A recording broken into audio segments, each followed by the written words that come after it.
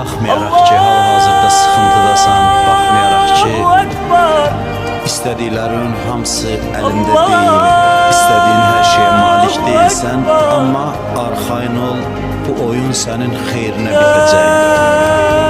Sən sonunda qazanacaqsan, qazanan sən olacaqsan.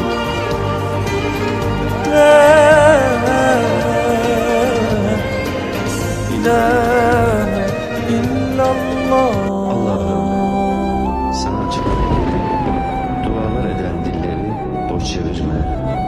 Hiç kimseyi darda koyma, zorda koyma. Sağlığımızı daim et. Bizi sevdiklerimiz, malımız ve sağlığımızla imtihan etme. Şu an bu duayı dinleyen ve amin diyen tüm Müslüman kardeşlerimizin de dualarını